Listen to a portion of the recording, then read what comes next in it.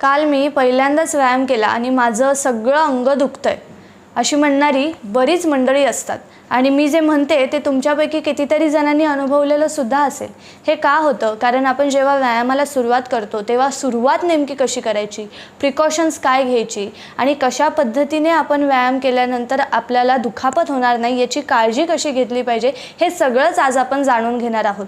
कारण काय, आपला जो व्यायाम करण्याचा पहिला दिवस असतो किंवा जे ठरवतो आपण तो दिवस वेगळा असतो. तो एकदम उत्साहाचा दिवस असतो. जेव्हा आपण व्यायाम करतो दुसऱ्या दिवशी तो दिवस, त्या दिवशीचा व्यायाम हा वेगळाच असतो आणि तिसरा दिवस त्याहून वेगळा असतो. अंग दुखतंय, कुठे लचक भरली, कंबर दुखते आणि ह्या सगळ्यामुळे आपला जो मनोनिग्रह असतो ना तो कुठेतरी ढळतो आणि त्यामुळे आपल्या व्यायामामध्ये खंड पडतो. असं होऊ नये आणि व्यायाम हा भारभूत न होईल इतका माफक कसा करावा हेच आपण आज जाणून घेणार आहोत.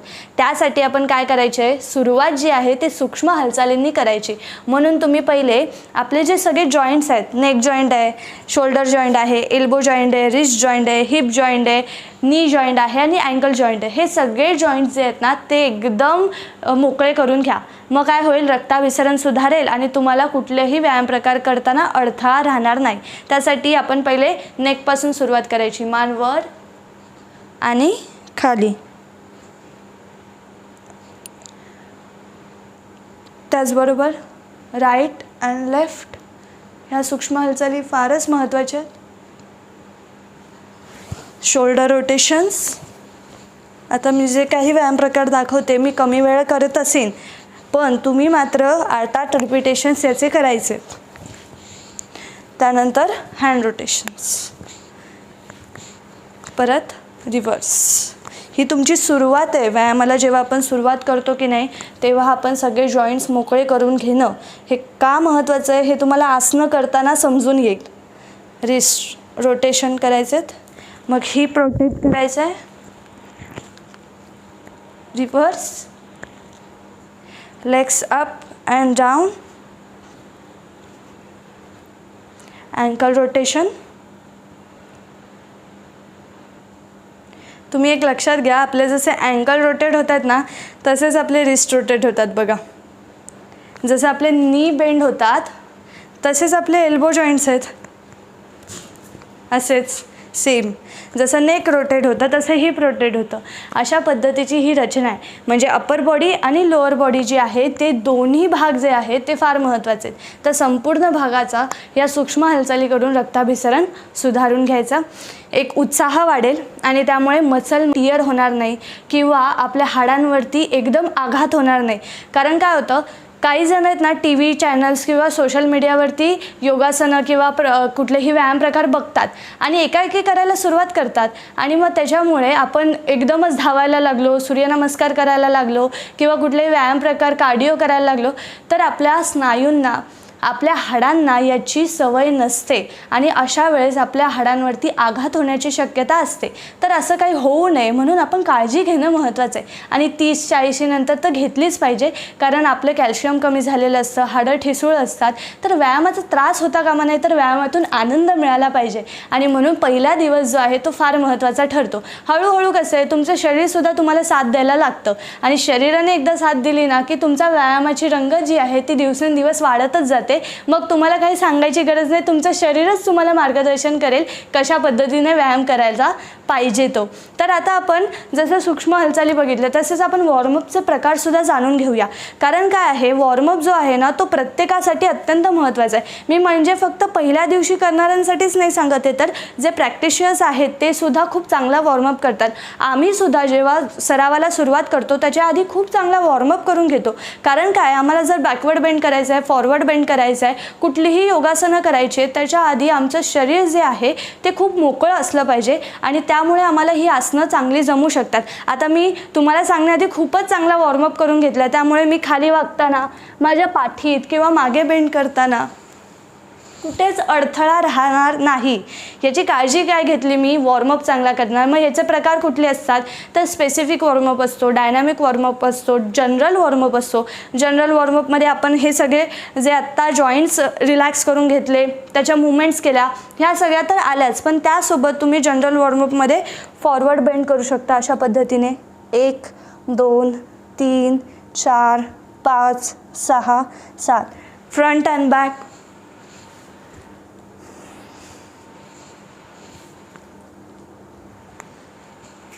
हे करू शकता, ट्विस्टिंग करू शकता अशा पद्धतीने. हे सगळे प्रकार जे आहेत ना ते नीट लक्षपूर्वक शिकून घ्या आणि दररोज व्यायामात आणा. त्यानंतर हात जे आहेत ते अशा पद्धतीने आपल्याला स्विंग. आता हा जनरल वॉर्मअप झाला, पण आता मी जो सांगते तो स्पेसिफिक वॉर्मअप आहे. हा वॉर्मअपचा प्रकार कसा असतो की तुमच्या एखाद्या अवयवावरती पूर्ण कॉन्सन्ट्रेट करून फक्त त्याच अवयवाच्या संदर्भात सगळे स्ट्रेचेस करणं. आता मी शोल्डर स्ट्रेचेस करणार आहे.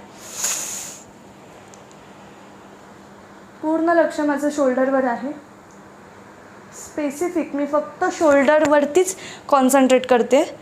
हा ताण झाला, त्यानंतर हा एक स्ट्रेच झाला. रिलॅक्स. तसंच दुसऱ्या बाजूने.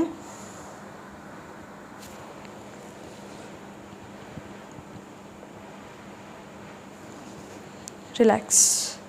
आता मी शोल्डरसाठी केलं. आता जर मला हॅमस्ट्रिंग स्ट्रेच करायचं आहे म्हणजे गुडघ्याच्या मागचा मसल, तर मी कुठले स्ट्रेचेस करणार? दोन्ही पाय समोरासमोर ठेवून दीर्घ श्वास घेणार. श्वास सोडत सोडत खाली जायचं. आता इथे पूर्ण माझा हॅमस्ट्रिंग जो आहे तो स्ट्रेच होतोय. हा स्ट्रेच झाला. त्यानंतर हॅमस्ट्रिंगला अजून कुठला स्ट्रेच आपण देऊ शकतो? गुडघ्यावर बसून एक पाय सरळ करायचा आहे, हात जमिनीवरती ठेवायचे. खूपच चांगला ताण मिळतोय.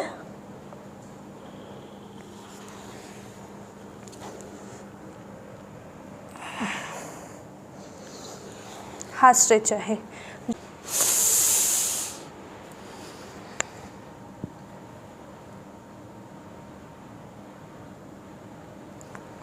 आता तुम्ही म्हणाल की आमची इतकी लवचिकताच नाही आहे, मग पहिल्या दिवशी आम्ही एवढं करू शकतो का? तर असं नाही आहे. आपली जेवढी लवचिकता असते ना ती वापरायची असते आणि ही सगळी योगासनं किंवा हे सगळे प्रकार जे आहेत ते करायचे असतात.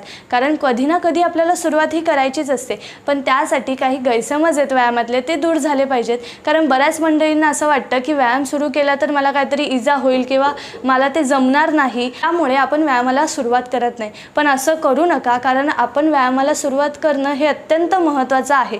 कारण प्रत्येकाचं शरीर जे आहे ते मागत असतं, पण आपण त्याला जर साधा एक स्ट्रेच जरी दिला ना, तुम्ही आत्ता हा ताण जरी दिला तुमच्या शरीराला किंवा मान वर जरी गेली ना, तरीसुद्धा तुम्हाला जाणवेल की तुमचे कितीतरी मसल्स आणि कितीतरी ब्रेनचे सेल्स आहेत ते ॲक्टिव्ह होतात, तुमचे मसल्स रिलॅक्स होतात, हाडांना याची गरज असते. आणि हे सगळं केल्यानंतर आपल्याला आवड निर्माण होते.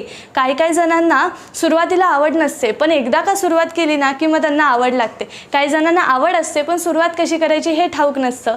तर अशांनी हे नीट लक्षपूर्वक बघितलं पाहिजे. तर आता आपण पुढे जाऊया. आता मी तुम्हाला स्पेसिफिक वॉर्मअप सांगितला, पण त्याचबरोबर डायनामिक वॉर्मअपसुद्धा महत्त्वाचा आहे, ज्यामुळे तुमचा कार्डिओ होईल आणि हृदयाची दमछाक होईल. आता यामध्ये अनेक प्रकार येतात. आपल्याला जो व्यायामाचा जो आपला पॅटर्न आहे ना तो कसा असला पाहिजे माहिती आहे? ट्रेन कशी असते? सुरुवातीला हळूहळू सुरू होते, मग ती तिचा स्पीड वाढवते, मग ती हळूहळू थांबते. तसंच व्यायाम जेव्हा आपण करतो तेव्हा सुरुवातीला आपण हळूवार सुरुवात करायची, मग जरा कार्डिओ दमछाक होतील अशा पद्धतीचे व्यायाम प्रकार करायचे, मग शेवटी योगासनांनी आणि प्राणायामांनी आणि शवासनाने आपण हळूवारपणे त्याचा शेवट करायचा. अशा पद्धतीचं तुम्ही तुमचं सत्र जे आहे ते ठरवू शकता. तर आता आपण डायनामिक वॉर्मअप जो आहे तो बघून घेऊया.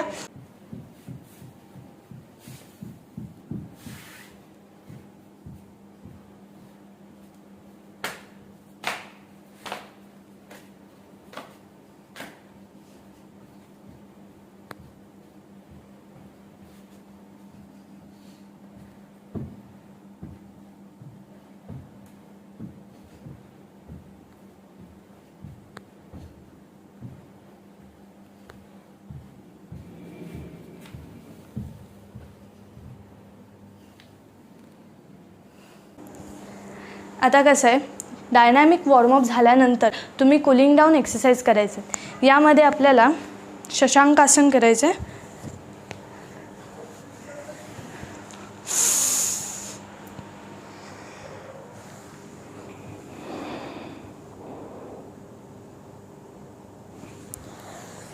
त्यानंतर पश्चिमोत्तानासन,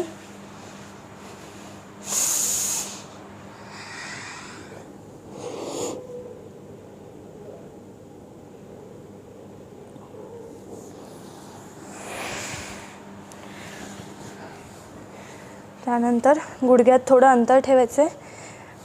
मी आता डावा हात मध्ये घेतलेला आहे आणि उजवा हात या पायाच्या आणि हाताच्या मधून घेते.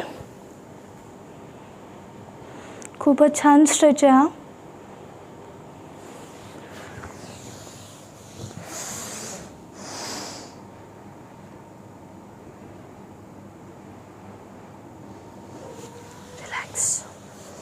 त्यानंतर उग्रासन. दोन्ही पायात अंतर घ्यायचे. श्वास घ्या. पायाचे अंगठे पकडा आणि जर तुमची लवचिकता अधिक असेल तर डोकं खाली घेऊन जा.